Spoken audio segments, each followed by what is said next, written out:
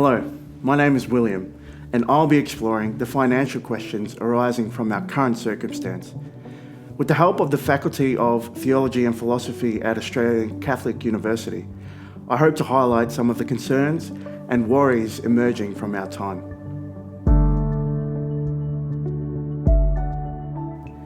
Poverty has plagued our humanity since the beginning of time. Whether it be poverty in spirit or materialistic possession, each one of us has been touched by a sense of poverty, some more than others. Yet, the poverty now sweeping across the world, because of its global impact, is a silent and more subtle wave. COVID-19 has dramatically forced families, businesses and countries into a financial strain. Even though the government and banks are providing avenues of support, the anxiety and stress of making the next paycheck loom large. Now, more than ever, Jesus' words, "Love thy neighbour," have required new imaginings as the stay-at-home movement and social distancing laws hold a moral and communal responsibility. We care for each other through abiding by these new norms.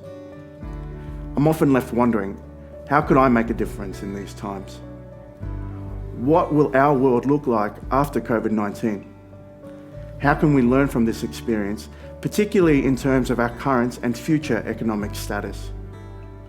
I've asked Dr David Kirchhoffer, Faculty of Theology and Philosophy and Director of Queensland Bioethics Centre, to provide some reflections to the question, how can we think about the economy in the world in an ethical and Christian way? Hello, my name is David Kirchhoffer and I'm the Director of the Queensland Bioethics Centre at Australian Catholic University. Now, I'm not an economist and I don't intend to answer this question as an economist. What I will try to do is really address this question from an ethical perspective. That is, try to answer the question around what ought we to do? What should be normative? What kind of economy ought we to create? Dr Kirchhoffer goes further to provide a theological perspective that takes into account the meaning within our created world. God's creation holds an intrinsic goodness that colours the kind of place that our economy should support, one that promotes justice, peace and joy.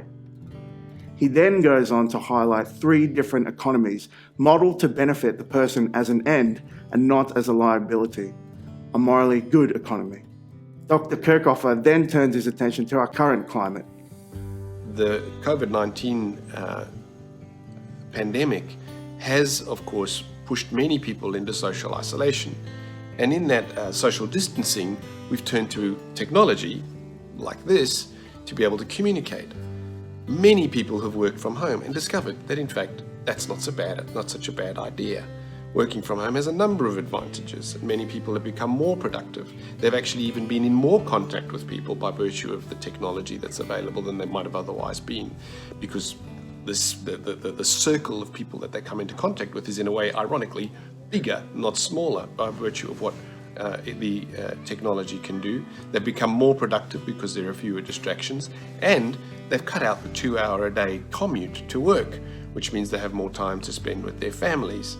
So that's one example of how we could really go, well, hang on, how do we integrate this better into our existing economy so that we take cars off the road, give people more time to spend with their families and increase productivity at the same time, and people can take ownership of how and when they work, so there's more freedom in their engagement. That's one example. So I think that's a fascinating example of how there is a real opportunity for us now to think about how we can make a more humane economy. Dr Kirchhoffer summarises with a reference to Pope Francis's Laudato Si and how we could potentially formulate a future that considers our cosmological place in this life. And this brings me now to my final point, because it's not only for human beings that Jesus was incarnated, but for the whole world, for all of creation. Scripture is full of references to creation and how creation also is part of God's plan, God's design or desire for salvation. And so in the spirit of Pope Francis's Laudato Si, his encyclical on creation and the environment, we might expand on what John Paul II said and say not only that the economy must serve man, not man the economy, But we could also say that all of creation was not made for the economy. The economy must indeed serve the good of creation. And one thing is clear, our present economy does not do this. An economy that considers the ecology and rhythm of the environment, respects a coexistence, a productive one, a cooperation.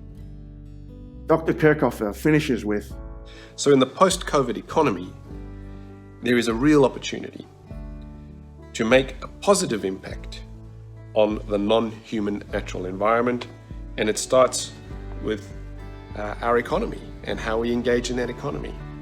It starts with not having to do the 2-hour commute, not having to drive to work every day. It starts with being able to buy local products.